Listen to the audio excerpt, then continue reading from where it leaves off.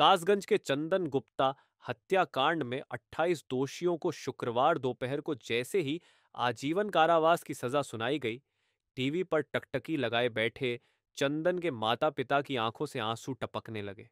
कहा कि उन्हें उम्मीद थी कि हत्यारों को फांसी की सजा होगी। हालांकि हम न्यायालय के इस निर्णय का सम्मान करते हैं।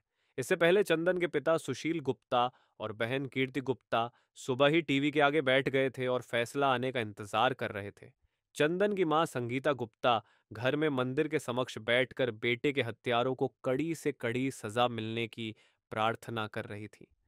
दोपहर में जैसे ही चंदन के हत्यारों को सजा सुनाई गई, सभी की आंखों से आंसू निकल पड़े। सभी ने ईश्वर को धन्यवाद दिया। बता दें कि 26 जनवरी 2018 को एबीवीपी सहित हिंदू संगठनों की ओर से शहर में तिरंगा यात्रा निकाली जा रही थी। इसमें शामिल चंदन गुप्ता की गोली मारकर हत्या कर दी गई थी। इस मामले में 31 आरोपियों के खिलाफ 6 साल 11 माह 7 दिन तक केस चला। बृहस्पतिवार को एनआईए कोर्ट लखनऊ ने इस केस में 28 आरोपियों को दोषी करार दिया था।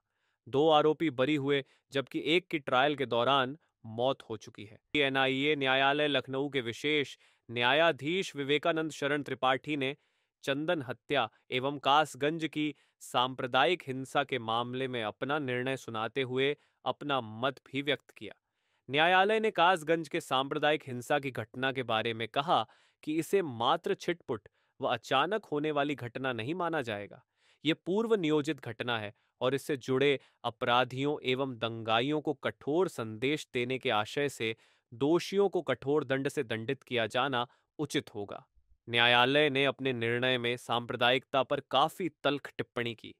निर्णय में कहा कि सांप्रदायिकता का तात्पर्य उस संकीर्ण मनोवृत्ति से है जो धर्म और संप्रदाय के नाम पर संपूर्ण समाज तथा राष्ट्र के व्यापक हितों के विरुद्ध है, जो व्यक्ति को केवल अपने व्यक्तिगत धर्मों के हितों को प्रोत्साहित करने तथा उन्हें संरक्षण करने की भावना को महत्व देती है। सांप्रदायिकता भारत के राष्ट्रीय एकीकरण की दिशा में सबसे बड़ी बाधा है, क्योंकि यह विचारधारा अन्य समुदायों के विरुद्ध अपने समुदाय की आवश्यकता की एकता पर बल देती है।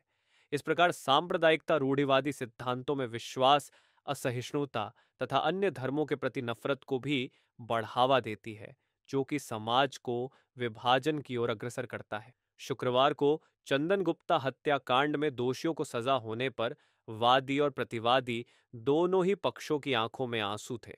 फर्क बस इतना था कि जहां चंदन गुप्ता के परिजन की आंखों में खुशी के आंसू थे, वहीं दोषियों के परिजनों की आंखों में गम के आंसू थे।